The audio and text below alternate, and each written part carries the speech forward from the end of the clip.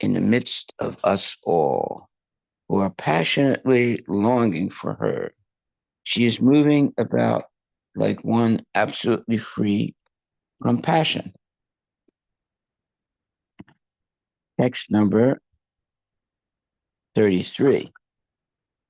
Indulging in various speculations about the evening twilight, which appeared to them endowed with the form of a young woman, the wicked minded asuras treated her with respect and fondly spoke to her as follows. Text 34. Who are you, O pretty girl? Whose wife or daughter are you? And what can be the object of your appearing before us? Why do you tantalize us, unfortunate as we are, with the priceless commodity of your beauty? Well, you can tell these are real demons there. Purport by His Divine Grace, A.C. Bhaktivedanta Swami Prabhupada. The mentality of the demons in being enamored by the false beauty of this material world is expressed herein. The demoniac can pay any price for the skin beauty of this material world. They work very hard all day and night, but the purpose of their hard work is to enjoy sex life. Sometimes they misrepresent themselves as karma yogis, not knowing the meaning of the word yoga. Yoga means to link up with the Supreme Personality of Godhead or to act in Krishna consciousness. A person who works very hard, no matter in what occupation, and who offers the result of the work to the service of the Supreme Personality of Godhead, Krishna, is called a karma yogi. Text number 35. Whosoever you may be, O beautiful girl, we are fortunate in being able to see you. While playing with a ball, you have agitated the minds of onlookers. Purport by Srila Prabhupada. Demons arrange many kinds of performances to see the glaring beauty of a beautiful woman. Here it is stated that they saw the girl playing with a ball. Sometimes the demoniac arranged for so-called sport, like tennis, with the opposite sex. The purpose of such sporting is to see the bodily construction of the beautiful girl and enjoy a subtle sex mentality. This demoniac sex mentality of material enjoyment is sometimes encouraged by so-called yogis who encourage the public to enjoy sex life in different varieties and at the same time advertise that if one meditates on a certain manufactured mantra, one can become God within 6 months. The public wants to be cheated, and Krishna therefore creates such cheaters to misrepresent and delude.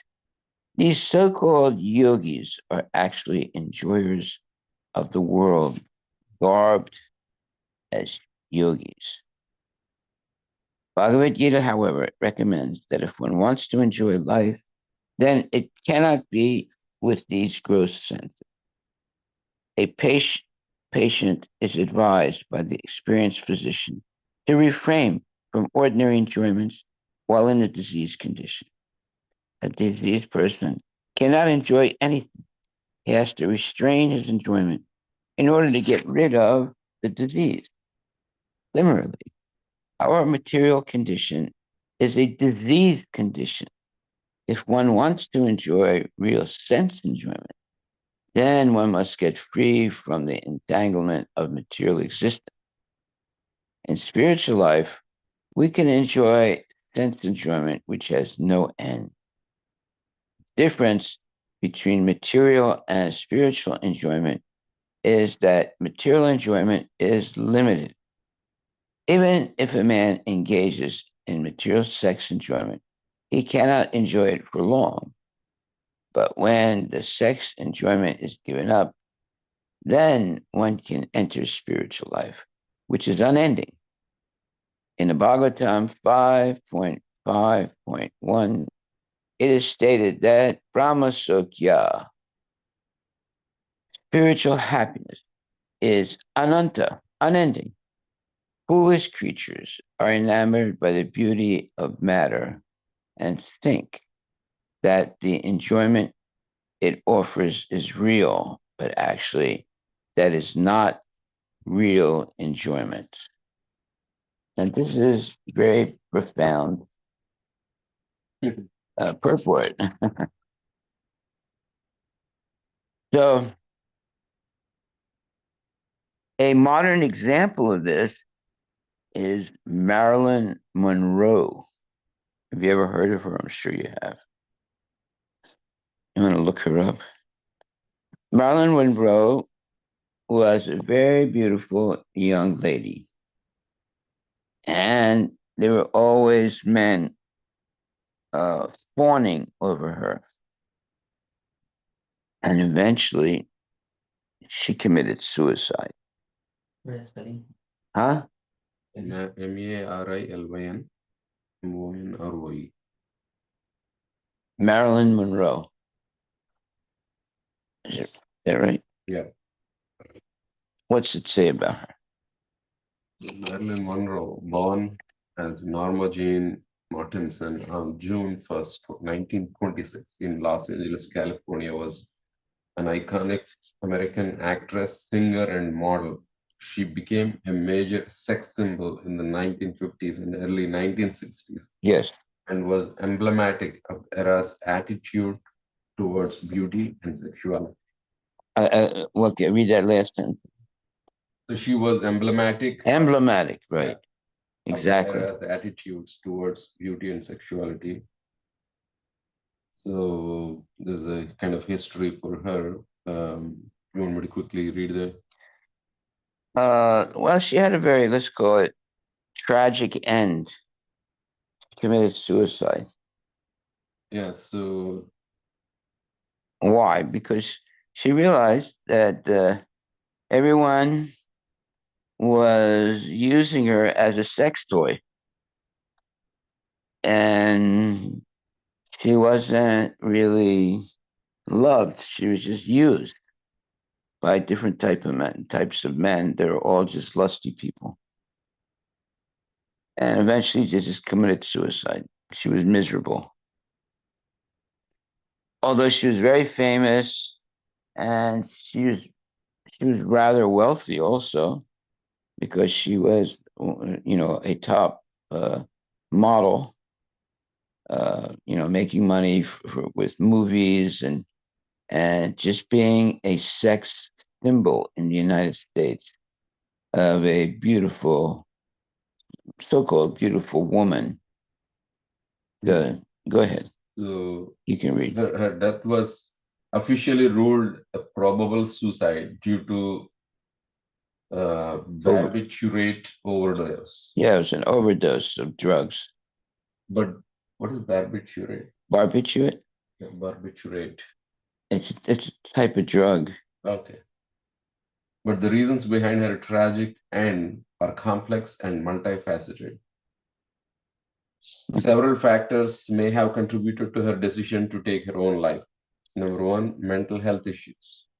Marilyn suffered from severe depression, anxiety, and mood swings and conditions that were not well understood or effectively treated during her time. She had a history of mental health problems, including multiple instances of hospitalization for psychiatric issues. Number two, substance abuse. Monroe struggled with addiction to prescription drugs, including barbiturates and amphetamines.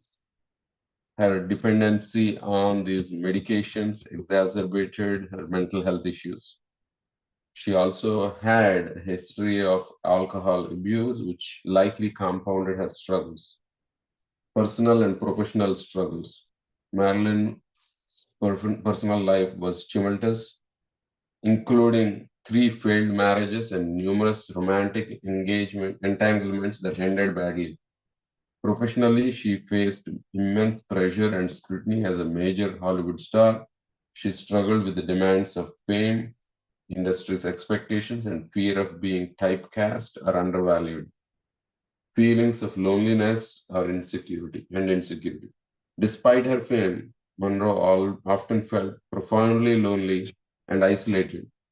She reportedly had a deep fear of abandonment and struggled with feelings of inadequacy and self doubt. Her early life experiences including a troubled childhood and a lack of stable family support, may have contributed to her lifelong sense of instability and insecurity.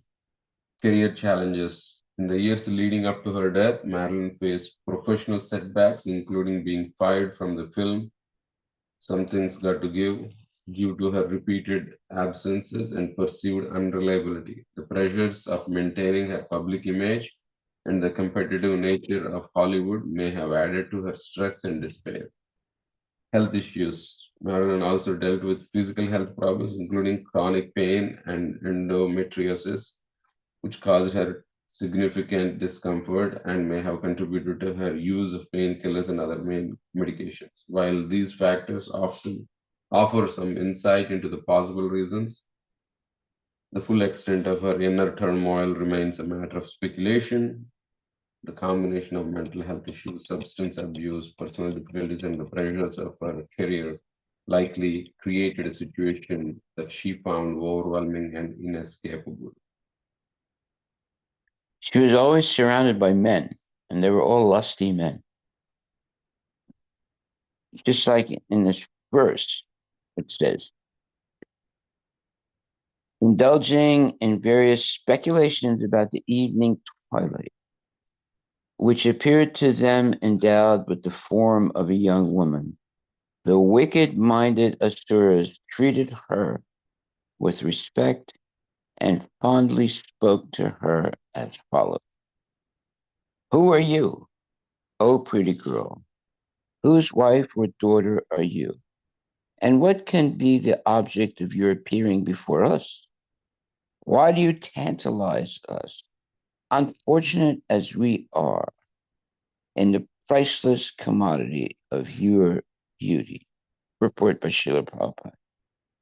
The mentality of the demon is being enamored by the false beauty of this material world. It's expressed herein. Let me read that again. The mentality of the demon and being enamored by the false beauty of this material world is expressed herein. The demoniac can pay any price for the skin beauty of this material world. They work very hard day and night, but the purpose of their hard work is to enjoy sex life. Sometimes they misrepresent themselves as karma yogi, not knowing the meaning of the word yoga. Yoga means to link up with the Supreme Personality of God or to act in Krishna consciousness. A person who works very hard, no matter in what occupation, and who offers the result of the work to the service of the Supreme Personality of Godhead Krishna is called a karma yogi. Well, in other words, Marilyn Monroe was always surrounded by lusty men, and they all wanted to have sex with her. Therefore, she had many different, let's say, boyfriends, and the relationships always broke down. Therefore, she felt isolated and used, and eventually she committed suicide. So that's a tragic life And all because she had this skin deep beauty. She didn't have a beautiful soul. Her soul was uh, tormented by the fact that nobody actually loved her. They just wanted to have sex with her. That was it. Now, she didn't realize that at first. And her sex life started when she was very young, actually.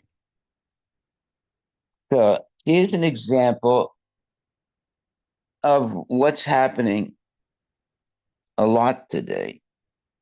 Young girls are being groomed to be sex toys for lusty men. Therefore, they wear uh, clothing that is scant or uh, reveals a lot about their body. Uh, so you have what he call mini dresses. What's it called? Mini dresses. What's the name of that word? What's the name of that sub? Anyway, mini skirts. Yeah, they wear mini skirts. In other words, you can see their. Uh, when Prabhupada mentioned that once about mini skirts, he says this is the type of what do you call um, type of what's the word? The correct word is um, well, basically, come and get it. Uh, they wear these mini skirts to advertise their sexuality, and and men like it. I mean, low class men like it, and that's what's being talked about right here in this verse. These low class men uh, say in text 34, "Who are you, O pretty girl? Whose wife or daughter are you? And what can be the object of your appearing before us? Why do you tantalize us, unfortunate as we are, with the priceless commodity of your beauty?"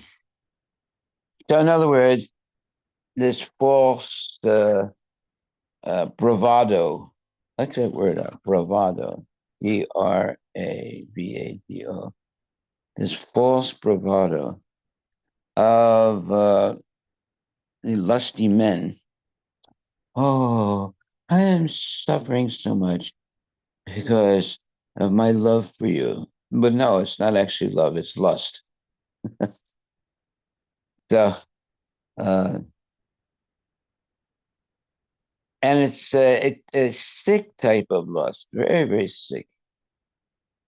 And therefore, Marilyn Monroe, she committed suicide because she was surrounded by these demons all the time.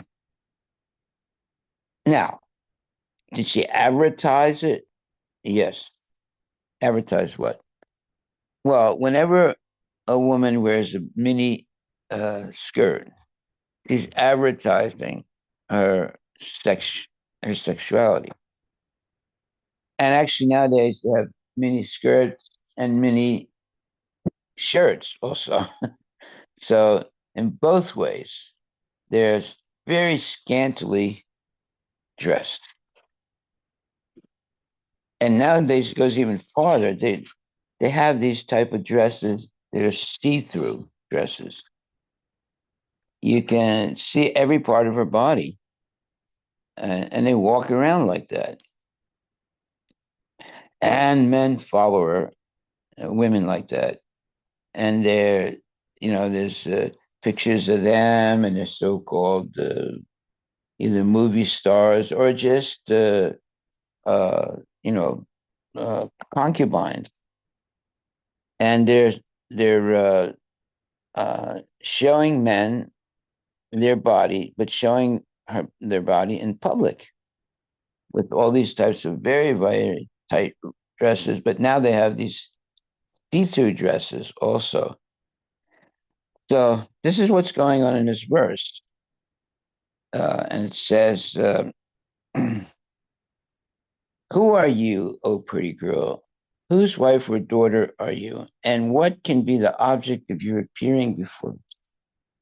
Why do you tantalize us? Unfortunate as we are. In other words, they're saying, oh, we're so unfortunate. What does that mean? That, well, they're more or less begging to have sex. Unfortunate as we are with the priceless commodity of your beauty. Purport by His Divine Grace, A.C. Bhaktivedanta Swami Prabhupada. The mentality of the demon in being enamored by the false beauty of this material world is expressed herein. The demoniac can pay any price for the skin beauty of this material world. They work very hard all day and night, but the purpose of their hard work is to enjoy sex life. Sometimes they misrepresent themselves as karma yogis, not knowing the meaning of the word yoga. Yoga means to link up with the Supreme Personality of Godhead, or to act in Krishna consciousness. A person who works very hard, no matter in what occupation, and who offers the result of the work to the service of the Supreme Personality of Godhead, Krishna, is called a karma yogi. Text 35.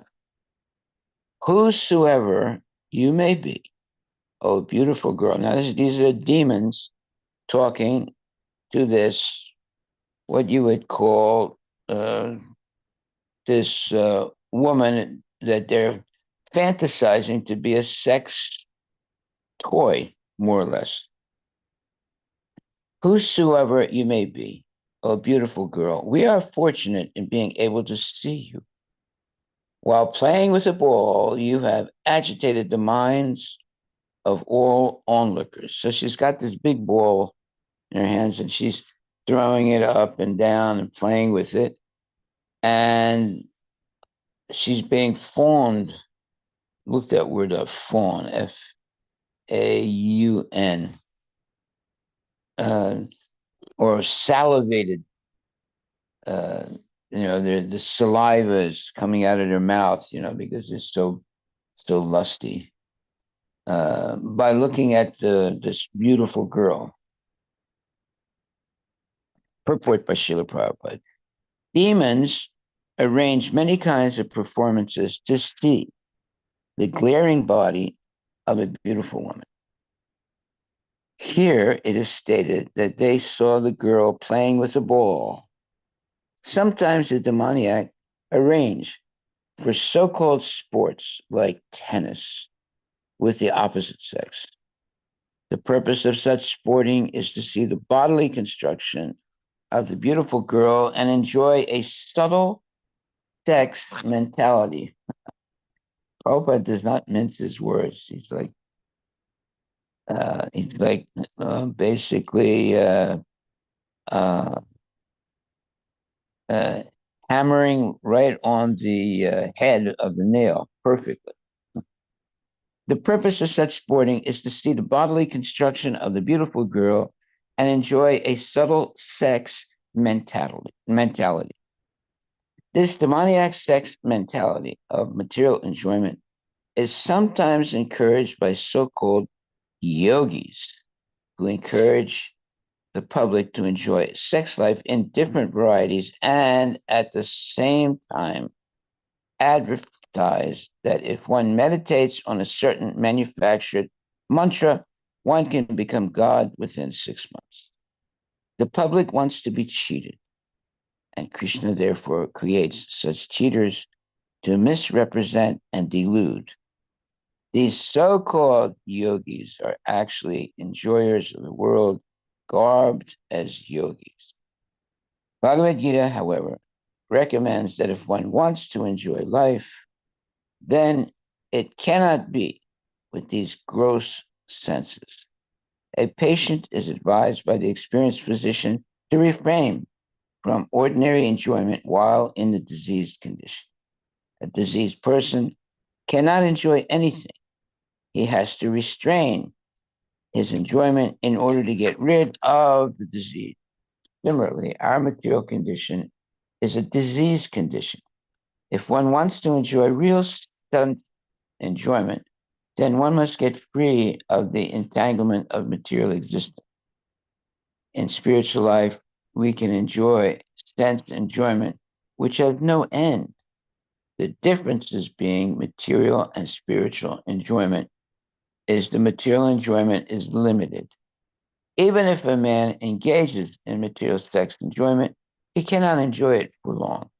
But when the sex enjoyment is given up, then one can enter spiritual life, which is unending.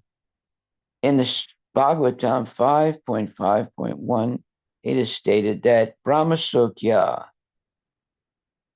spiritual happiness, is ananta, unending. Foolish creatures are enamored by the beauty of matter and think that the enjoyment it offers is real, but actually, that is not real enjoyment.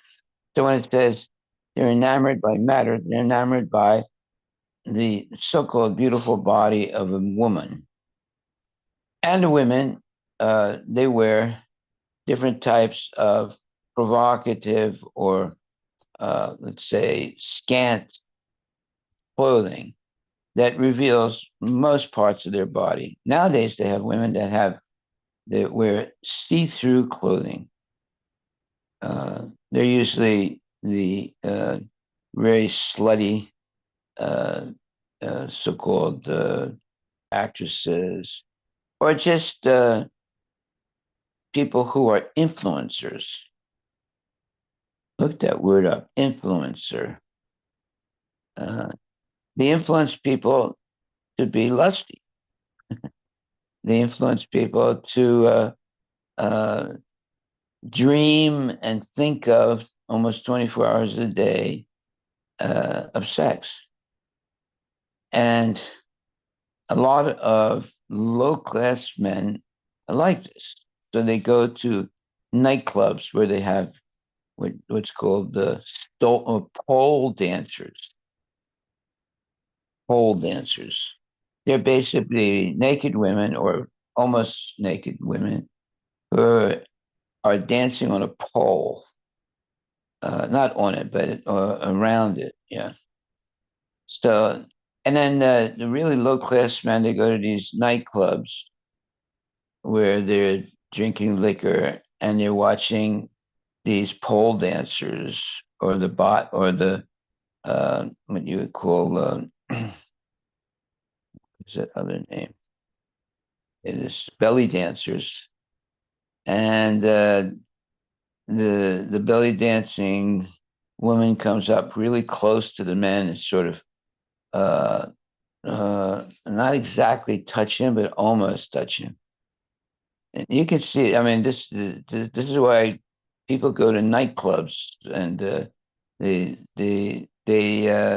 think this is something good. Like usually, if a man is going to get married, all the low class friends take him to a nightclub the night before he gets married to see naked women.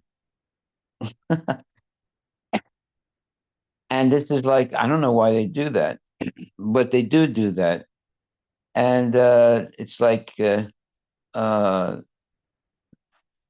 it's basically, it's exactly what's being said in this verse.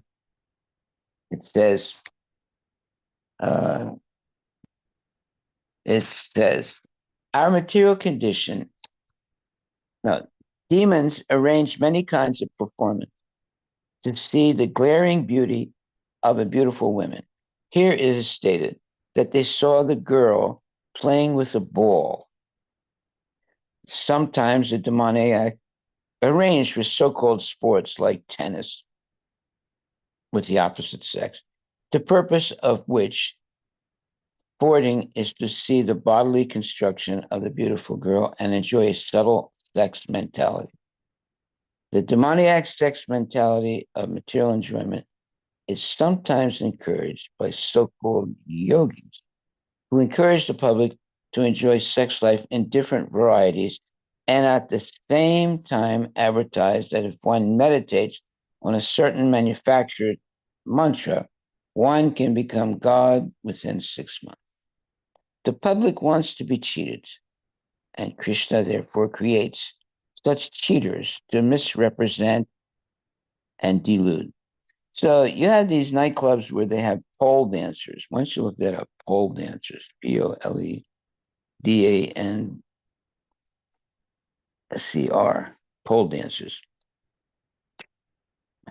These are women that are almost naked and they're dancing on this pole. When I say dancing on it, they're not on it, they're dancing around it and holding on to it and sometimes climbing up a little bit or climbing, something like that.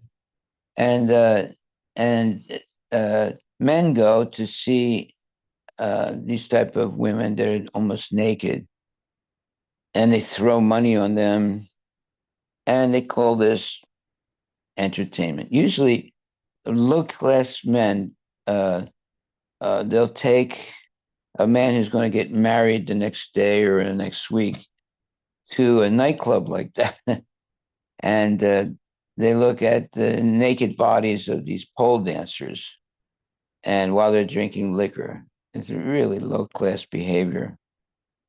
Why they do that, who knows? It's just and basically Prabhupada's describing it here. The same thing. This is the mentality of the demon in being enamored by the false beauty of this material world. The demoniac can pay any price for the skin beauty of this material world. They work very hard all day and night, but the purpose of their hard work is to enjoy sex life. Sometimes they misrepresent themselves as karma yogis, not knowing the meaning of the word yoga. Yoga means to link up with the Supreme Personality of Godhead or to act in Krishna consciousness. A person who works very hard, no matter in what occupation, and who offers the result of the work to the service of the Supreme Personality of Godhead, Krishna, is called a karma yogi. Text 35. Maharaj. Yes. Here, Prabhupada is saying maybe at that time they're saying, okay, low class men, you're saying they go to strip clubs before. Now it's very common, Maharaj. Like anybody who has money or they have money, don't have money, it's called like bachelor party. Like before the Oh, they yeah. they take the guys go out, and women also do this now these days. There's bachelorette party. It's like No, what do women do? Okay, go ahead. Finish. it's called what I'm saying is you're saying low class, but now everybody's low class. They have Yes. money, don't have money. A lot of people, everybody does it at their own level. Yeah. But that is very common, Yeah. and unfortunately it's completely. People think it's normal. It's okay to do that. The women also uh, will go to a nightclub where there's a man Yes. that's almost naked and dancing in front of them. So they do the same thing that the men do. You know, it's sick, completely sick. Unfortunately, there's too many demoniac practices going on nowadays, and it gets worse and worse. It doesn't get better, it gets worse and worse until you actually get into uh, the uh, the situation where there's outright prostitution, and then there is also violence. Uh, they have actually real sex movies in which a man has sex with a woman and kills her, and it's for real. It's not just a acting. There are actually videos like that. At least there used to be some videos like that. So you see how sick people have become, and they call it entertainment. What's so entertaining about something like that? Not. So only demons look at things like that. I think in the past it was probably more focused on the gross aspects of sex, but now it's all subtle with the mainstream, like as you said, like even in the news, anywhere, like in YouTube. Well, look at the clothing. Look at the clothing. And This is the conversation I have with my daughter all the time. If you see all these celebrities, movie stars, all their pictures are very provocative. Any picture they put on social media, very provocative, Yeah, scantily dressed. yeah. And then they get mad. Then they ask for privacy. They say people commenting on those pictures are like making bad comments. And they'll say, like, you are dressing up like that, putting that up in public. And then you want privacy and you feel bad that people are commenting. Like, it's my body, like nobody has right to objectify my body. Then it's very ironic, the ironic current is the right situation. Well,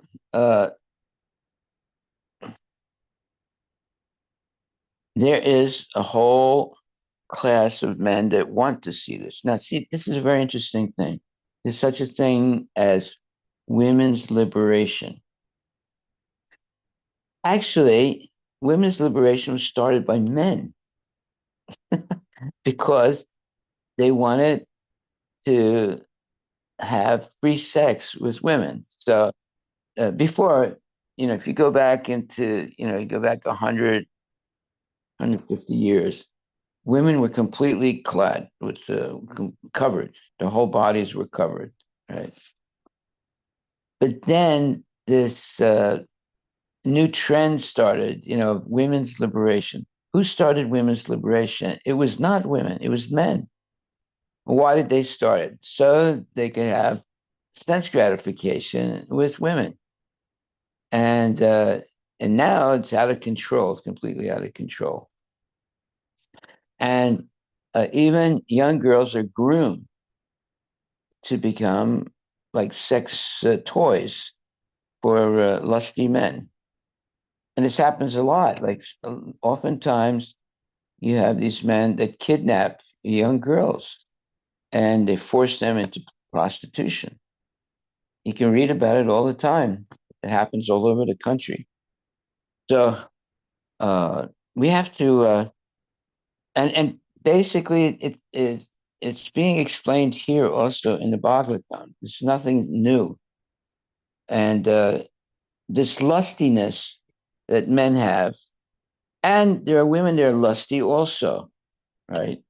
And then they have these nightclubs now. So nightclubs that are only for homosexuals. Then they have only nightclubs for lesbians. So if you want to meet, if one lady wants to meet another lesbian, they go to these nightclubs or bars where they hang out. And the same thing with men.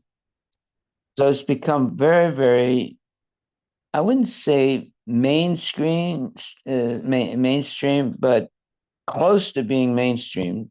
That people purposely go to these type of bars or nightclubs to experience these type of perverted sex. Okay, so here, in text 35, whosoever you may be, oh beautiful girl, we are fortunate in being able to see you. While playing with a ball, you have agitated the minds of all onlookers. Purport by Srila Prabhupada. Demons arrange many kinds of performances to see the glaring beauty of a beautiful woman. Here it is stated that they saw the girl playing with a ball. Sometimes the demoniac arranged for so-called sports like tennis and with the opposite sex, like tennis with the opposite sex. The purpose of such sporting is to see the bodily construction of the beautiful girl and enjoy subtle sex mentality. This demoniac sex mentality of material nature is sometimes encouraged by so-called yogis who encourage the public to enjoy sex life in different varieties and at the same time advertised that if one meditates on a certain manufactured mantra, one can become God within 6 months. The public wants to be cheated, and Krishna therefore creates such cheaters to misrepresent and delude. These so-called yogis are actually enjoyers of the world garbed as yogis. Bhagavad Gita, however, recommends that if one wants to enjoy life, then it cannot be with these gross senses. A patient is advertised by the experienced physician to refrain from these gross senses. A patient is advised by the experienced physician to refrain from ordinary enjoyment while in a diseased condition. A diseased person cannot enjoy anything. Cannot enjoy anything. He has to restrain his enjoyment in order to get rid of the disease. Similarly, our material condition is a diseased condition. If one wants to enjoy real sense enjoyment, then one must get free of the entanglement of material existence. In spiritual life, we can enjoy sense enjoyment, which has no end. The difference being material and spiritual enjoyment. The difference between material and spiritual enjoyment is that material enjoyment is limited. If a man engages in material sex enjoyment, he cannot enjoy it for long. But when the sex enjoyment is given up, then one can enter spiritual life, which is unending. In the Bhagavatam 5.5.1, it is stated that Brahma Sukya, spiritual happiness, is ananta, unending. Foolish creatures are enamored by the beauty of matter and think that the enjoyment it offers is real, but actually, that is not real enjoyment. Okay, so what is the difference between spiritual enjoyment and material enjoyment? Spiritual enjoyment is based on the body. Therefore, women wear mini skirts, and men go to nightclubs to see women almost naked dancing and so forth. But a person who is, let's say, educated spiritually, they don't go to any place like that. Rather, they go where there is chanting Hare Krishna, there's dancing, there is nice prasadam, there's Bhagavad Gita and Srimad Bhagavatam, there are festivals and so forth. They're not interested in seeing the naked bodies of women, or women also have nightclubs where they go to see naked bodies of men. It's unbelievable that now it's called what you call feminism. They want to be equal to men. So if men go to nightclubs to see naked women, there should be nightclubs where women can see naked men.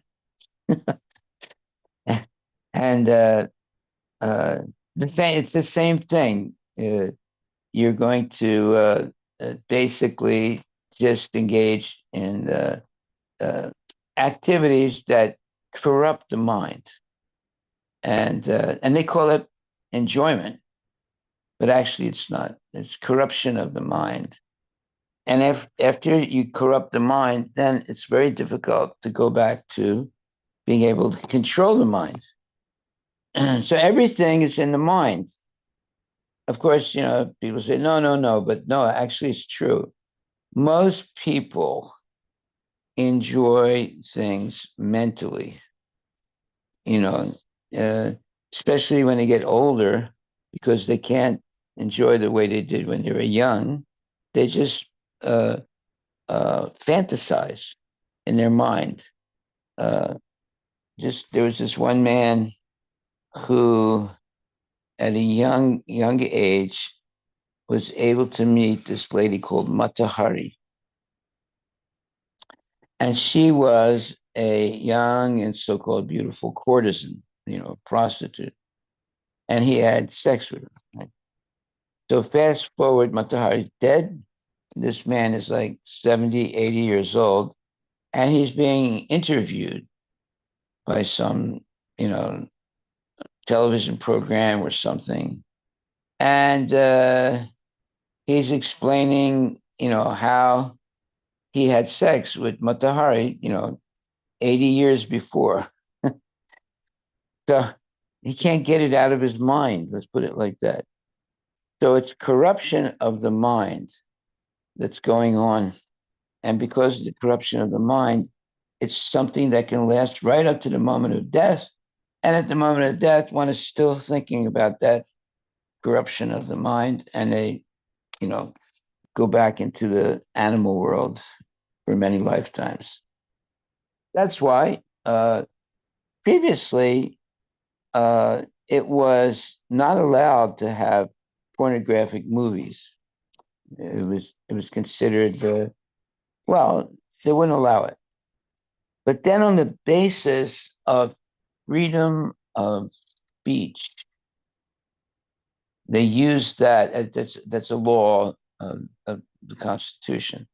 They used that principle to permit pornography, whereas pornography before was not allowed.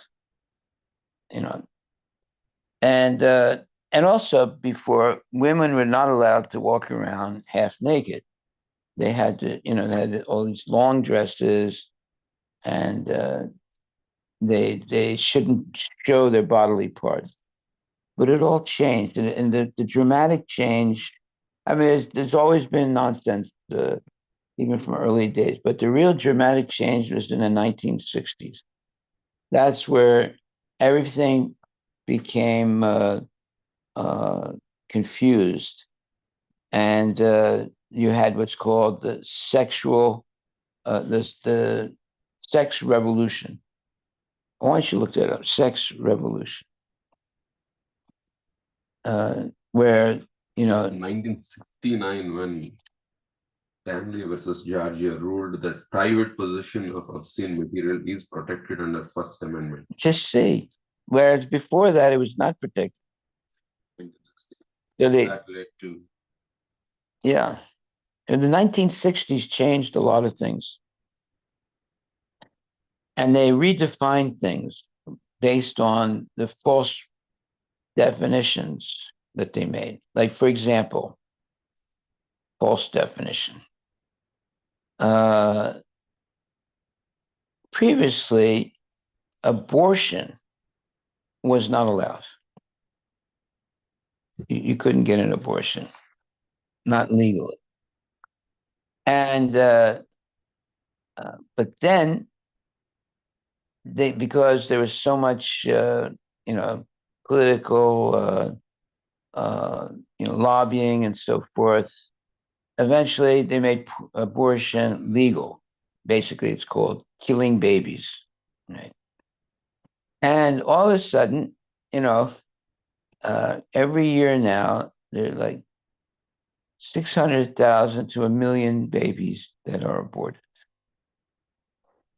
That's murder, but it's called heroic now. It's just like, you name a baby um, who's blind. You say that what's the word?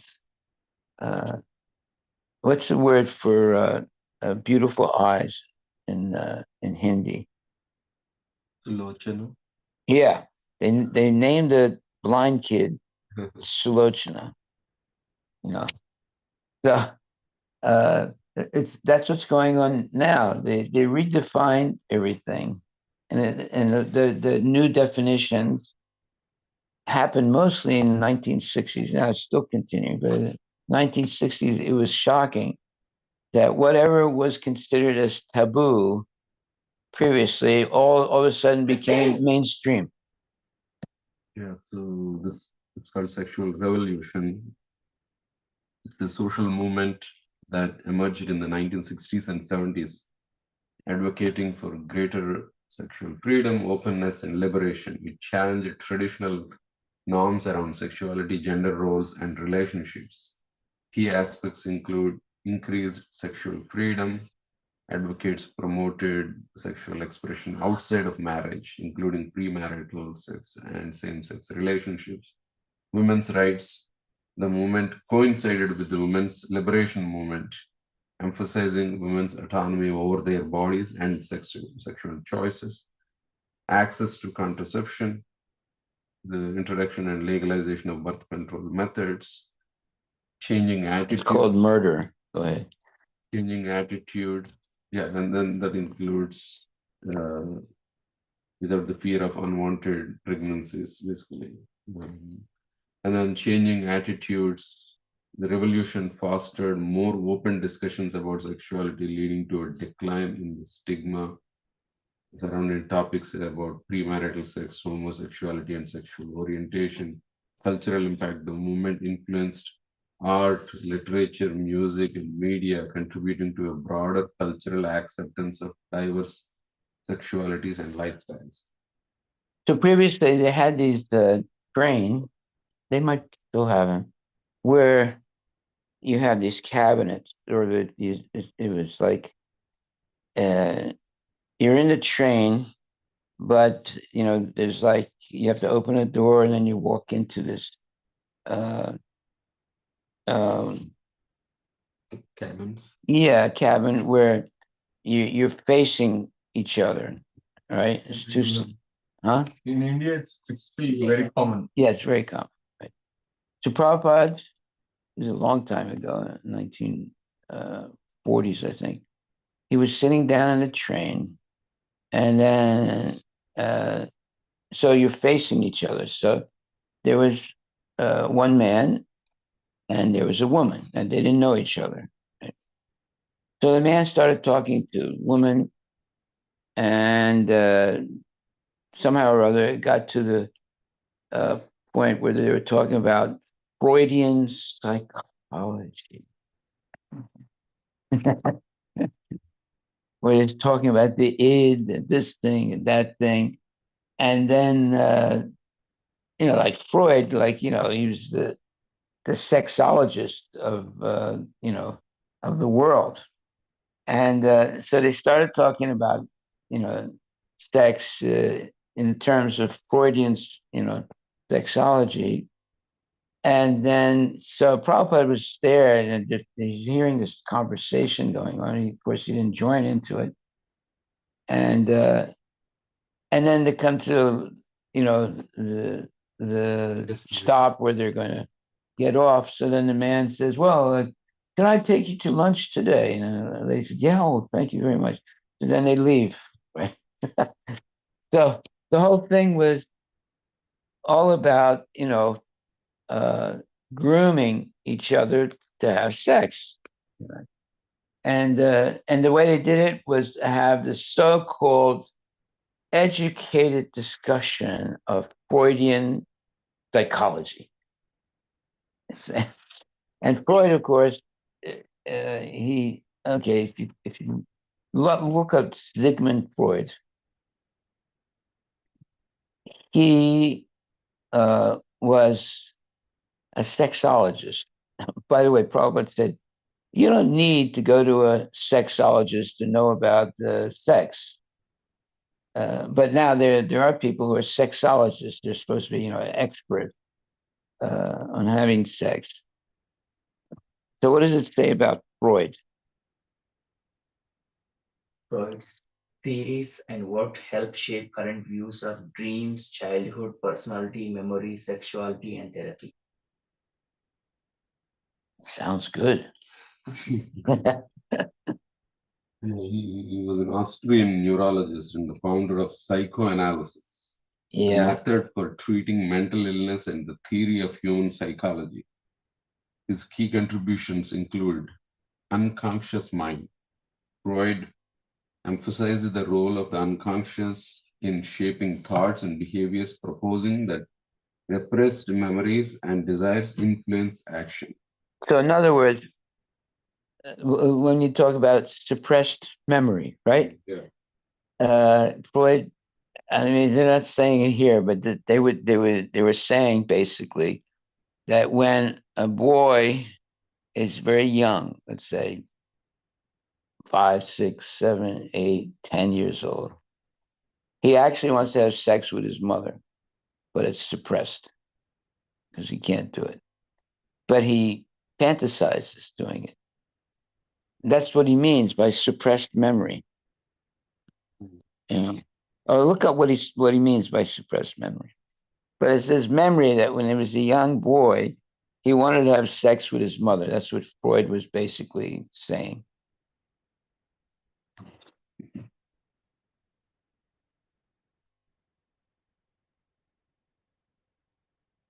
You see how convoluted things are. I mean, it's crazy.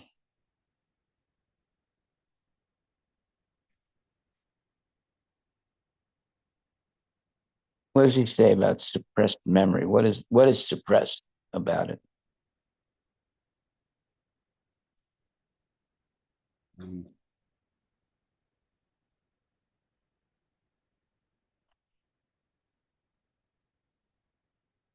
You have people studying this.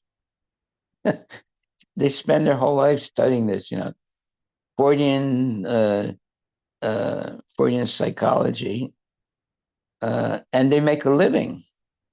They make a living, What basically, they have a bed, and the patient comes in and lays down on the bed, and then the psychoanalyst sits down on a chair, next to the bed, and then he asks the a patient to speak, right?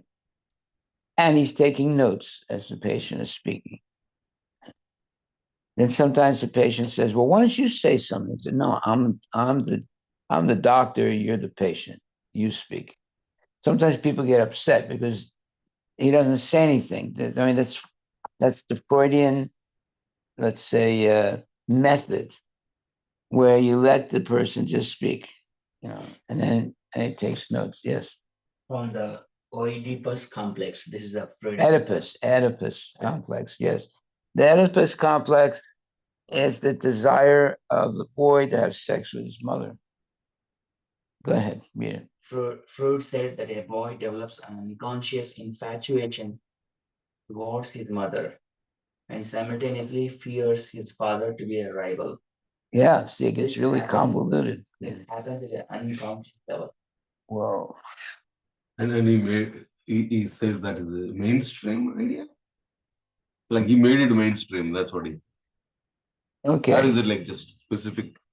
Like I mean, obviously there are always corrupt minds, but Basically, look, these people,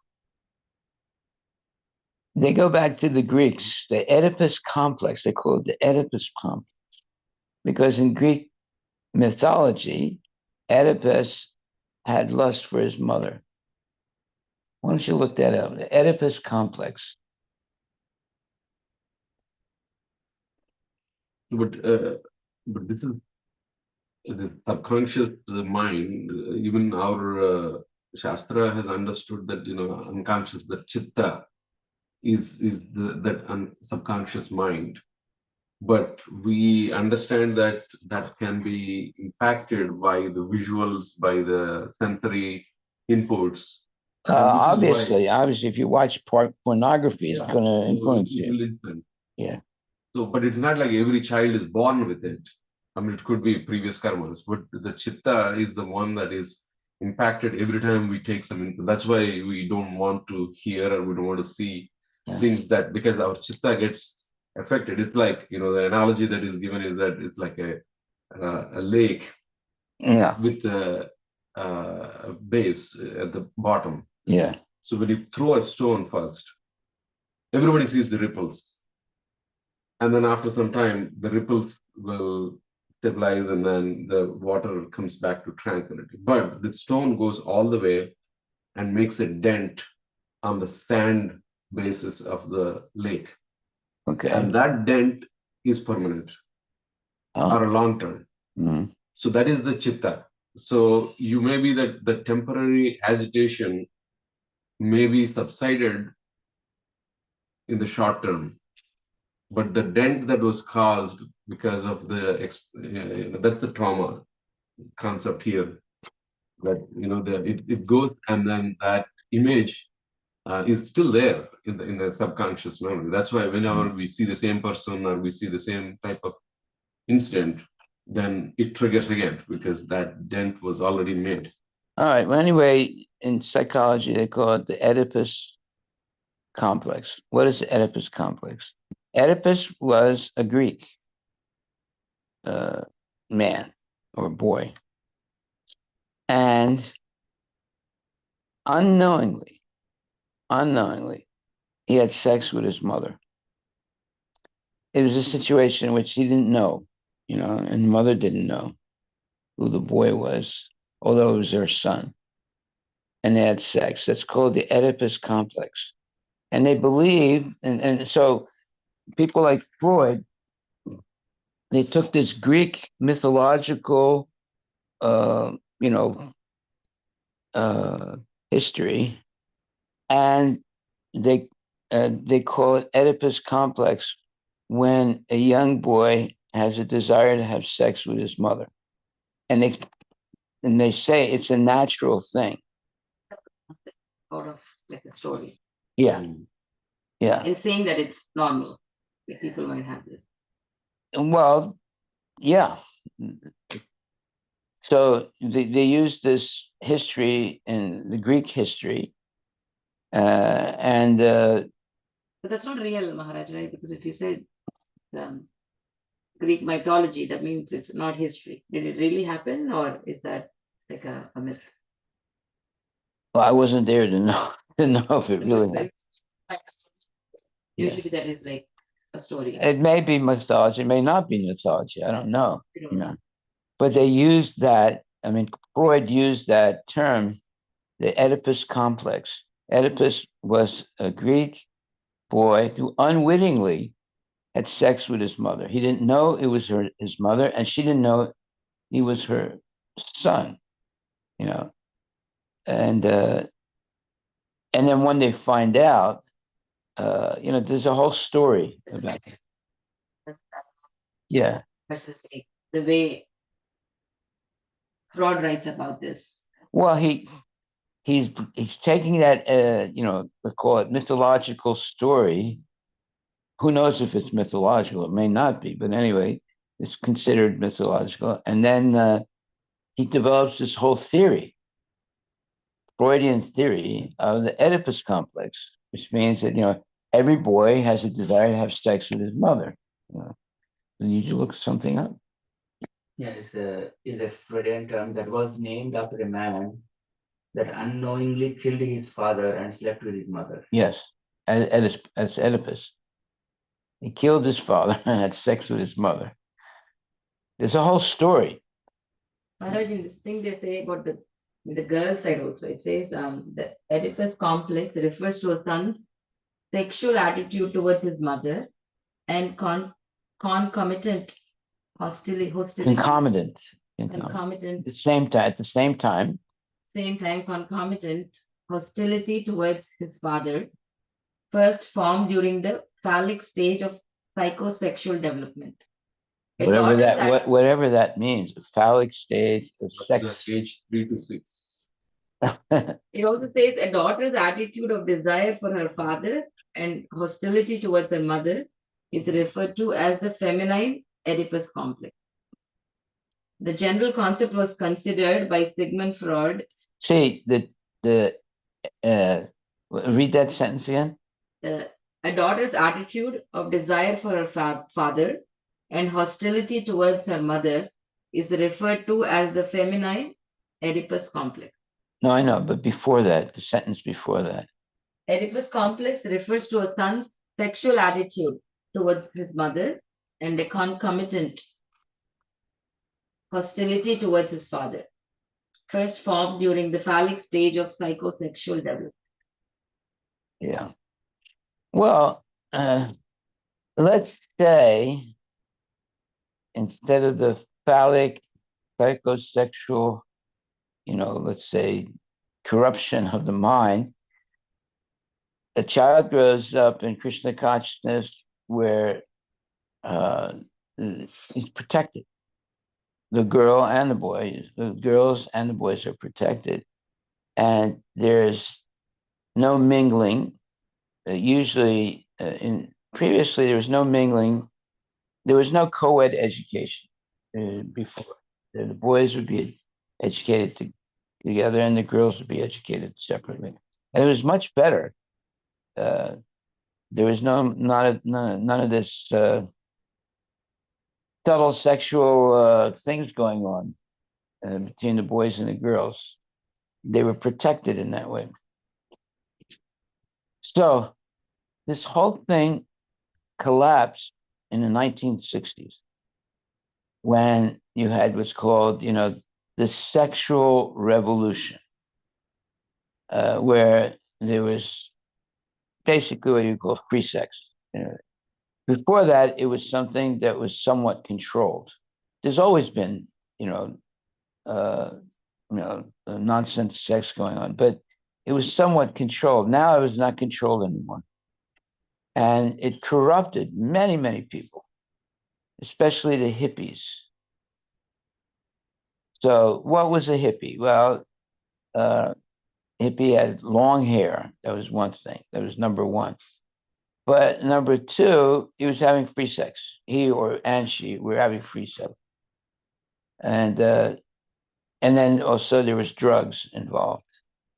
And dropping out from normal society, not working, panhandling or prostitution or whatever, and there was this one devotee lady. She at one point became a prostitute. Then she gave it up and came back to Krishna consciousness. But she got caught up in this hippie culture where there was drugs, there was sex, and to make money, they would do it by panhandling, which means you're just begging on the street, or girls would become prostitutes to have money to, and to help their boyfriends who didn't work, just smoked marijuana all day long.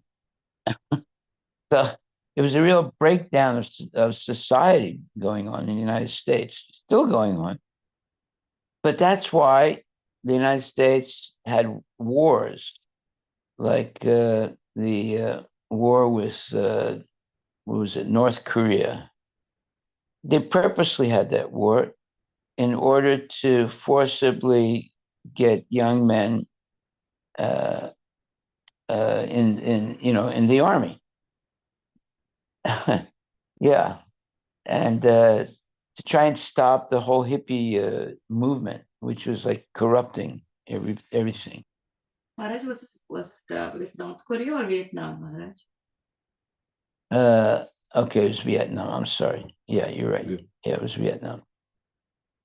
They also have a war with North Korea, but yeah, you're right. It was Vietnam. So they created these wars to stop the hippie movement, and about 50,000 American men were killed in these wars. Yeah. So anyway, I remember that time, and I got my notice to go to, become a soldier. I forget what they call it now. Marine. What is it called? Marine? Become a Marine soldier, Well, Army, US Army. yeah, you have to go and go to boot camp. They teach you how to be a soldier. So I knew I didn't want to be a soldier because, they're going to stand, it's going to take away like 3-4 years of your life, right? And you have a great chance of being, a cannon fodder. Cannon fodder means they put you on the front line and for sure you're going to die. Yeah.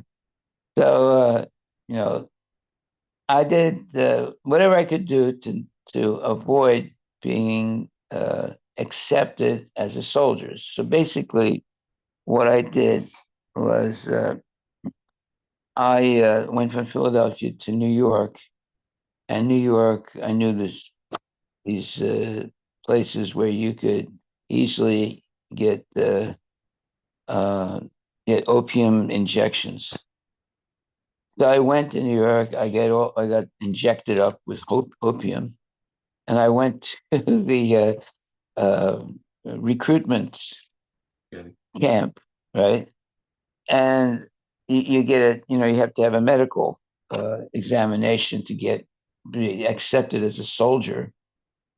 And when I went to see the doctor, and he saw that I had, I was very high on drugs, and he could see I had punctures in my arm. He said, "Are you an addict?" I said, "Yes, sir." He said, "If you declare yourself as an addict, then I will not, get you into the, what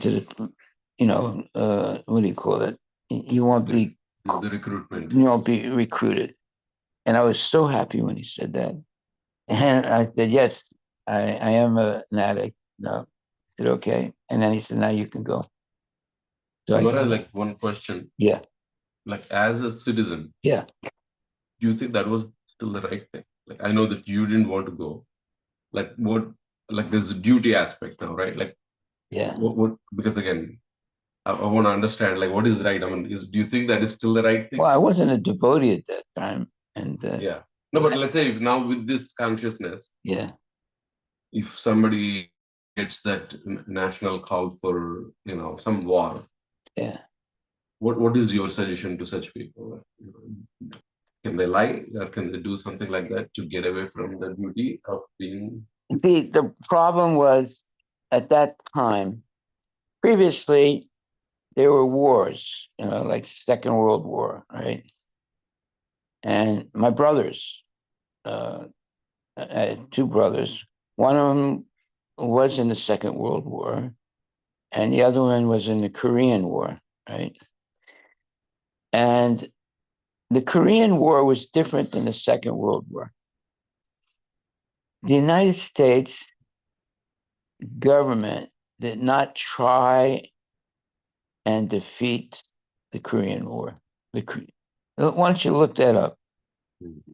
And so, see, the United States, they completely decimated Germany, and they decimated, Japan, you know, and the Second World War was horrendous, and there was a lot of death, and the United States won. Now they're in this war, the Korean War, and they lose it. Well, it looks like it's, uh, they were not able to win the war. Let's put it like that. So it was Withdraw. yeah, they didn't lose it exactly. It was sort of even, right? So they were not actually trying to win. Obviously, they had the atomic bomb. They could have thrown an atomic bomb on North Korea and the war is over right away. They didn't do that. And a lot of young men died in that war, the Korean War. You can look it up. I don't know how many, maybe 20,000 young men, or maybe 50,000 young men. Basically, you're saying it's not a justified war. They didn't want to win. They did it to stop the hippie movement. Too many young kids were becoming hippies. Too many young men were becoming hippies. So they started this war to stop that whole movement. And I realized that. The Yeah, war with Vietnam, right? No, yeah, yeah, yeah. Vietnam. Yeah, And a lot of these, at least what I read was a lot of these hippies also, they became hippies because they don't want the war. And yeah. They were against the war. so they felt like the war was not justified, and they were protesting, and they became hippies in protest. Yes, I was one of them. Because nowadays, Maharaj, they do war because of their own political agenda. So why the No, but see, the problem was they were not trying to win the war. The United States was not trying to win it. They were trying to stop the hippie movement in the United States by, getting them to join the army and getting trained to be warriors, right? But they were not real warriors. They were basically to be killed, and they were not. And the United States was not really trying to win the war. They could have ended the war in one day. They had the atomic bomb, but they didn't use it. So there are a lot of young men that died, unnecessarily. This is a dangerous world we live in. Whereas before that, the United States would always try and win the war. And then the Korean War and they didn't really try to win the war. They, it was standoff. It was ended up nobody won, but a lot of people died. So, and this was done purposely. About 750. Okay, we're finished now. Yeah, the war is over. All right, so we went all over the place. We're talking about Sigmund Freud and the Oedipus complex, and then the war, and this and that. But all these things are things that actually have happened, and you can learn lessons from them. It says, according to the U.S. Department of Defense, around 37,000 Americans died in the Korean War. Oh my God, 37,000. 37. Yeah, there's the Korean War also. That was 50. Okay. The Vietnam War. Yeah, So this war lasted from 1950 to 53. That's the Korean War. Korean. Yeah, kind of, yeah.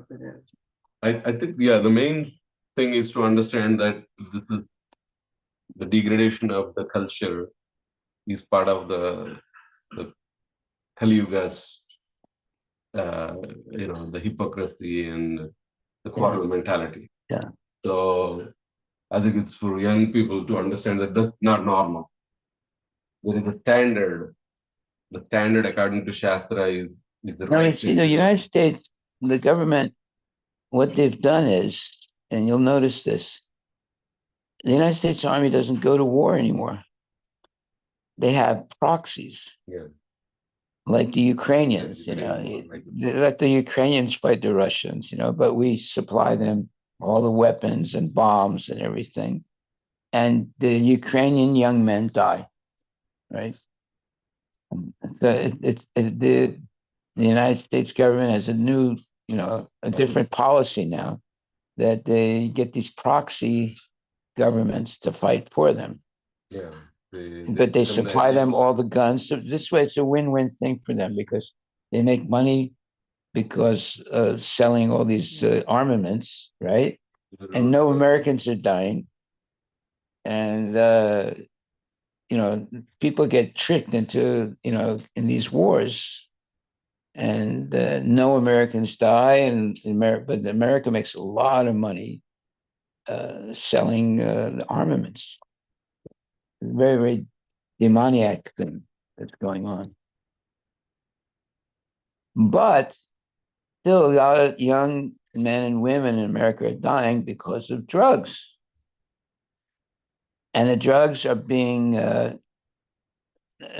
there's no real effort taking place in the United States to stop the drugs coming into the country.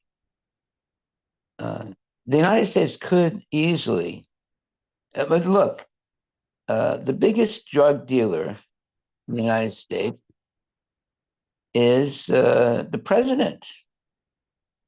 Why? Because he opened the border. What a stupid thing to do! And we are fighting wars, away from the United States to protect the border of Ukraine, right? So we're fighting wars to protect the border. Yeah, but our southern border is completely unprotected or mostly unprotected. So it doesn't make sense at all. But it does make sense to the nonsense people, you know. Here they may not be losing the actual ground, but they're losing the ground in terms of the the people infiltrating and then corrupting the society as well as Yeah, crime and yeah. potentially a lot of other things. Yeah. Well, basically, look, the Democrats, why did they keep the border open? That means that they will win every election for the next 40 years. Because you don't only have criminals that come in, you have real poor people that come in, right? You think they're going to vote for the Republicans? No way. They're all going to vote for the Democrats. You say It's all whatever. about the vote, Maharaj, right? Even the abortion, right? Like they want all the women votes, so they'll say yes for Yeah. they want all the Mexican votes. Okay, open the borders. Yes, exactly. Not about what's right for the country. It's about okay, how can we win? Exactly. Well, how can we win the election? Exactly right. Yeah. So the women are going to vote for the Democrats because they can have abortion. And that is like very dangerous thing because they're killing like I don't know every year 630,000. 630,000 babies, right? So there's a big karmic reaction for that. Because without spiritual knowledge, Maharaj, all these theories make sense. Because if you go to college, that is all. That's how These they're are being teaching. fed. Yeah. Everything is about women's liberation. This whole abortion and women's liberation are very tied. But what happens when there's women's liberation? Women will end up not getting married a lot now, and they also not have children so much. So eventually, that's going to have a big effect on the country. Society Yeah, start to break down. yeah, start to break down, or you have to let the immigrants come in big numbers to have enough people to join the army and to fill the work jobs and the jobs and things like that. And that's what's happening now. There's a huge number of people getting into the country because otherwise the country would collapse. There wouldn't be enough people working to keep the economy going. You see. And they're all going to vote Democrat. So the Democrats are guaranteed, to stay in power. You know that the Democrats after World War II, they for 40 years they were the majority. They were winning every election for 40 years. After the World War II, Yeah, Maharaj. yeah, yeah. And then it changed a little bit. Now it's going back to that again, where they'll win every election for like 40, 50 years. And that's exactly what they want. Therefore, they support abortion. Therefore, they open the borders. They do all these things. Even crime, Maharaj, like they don't put strict rules around crime. Yeah. Oh, that's another thing. You can steal up to $1,000. They won't prosecute you anymore.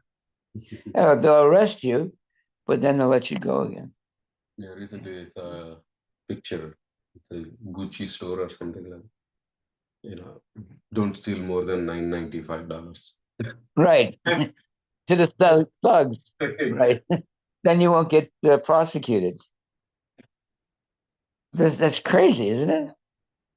They can come in and steal less than $1,000. They won't get prosecuted. Leading to a more moral and like lawless society. Absolutely. Absolutely. Yeah, the only way, I mean, basically what's going to happen is they're going to close all the stores and just sell by online. Yeah. No more stores. Yeah, that may be some lobbying done by Amazon or others.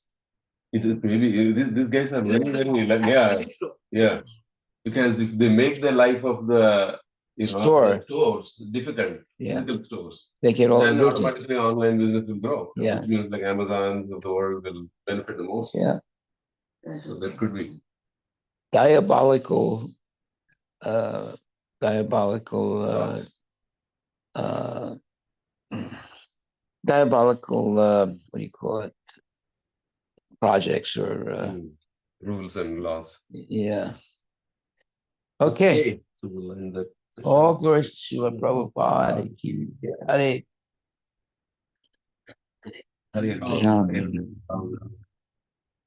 So since it got late, but and then today is also Derby Days. Okay. So people will be going there for Sankirtan, Jagannath Radha Yatra. Right now, Jagannath Radha Yatra in Puri is actually, this is Taking the place? camp. So this is practically a good time to go. So you see what, look at Prabhupada's purport. He says, demons arrange many kinds of performances to see the glaring beauty of a beautiful woman. Here it is stated that they saw the girl playing with a ball. Sometimes the demoniac arranged for so-called sports like tennis with the opposite sex. The purpose of such sporting is to see the bodily construction of a beautiful girl and enjoy a subtle sex mentality. Prabhupada is right on the dot. Haribol. Great.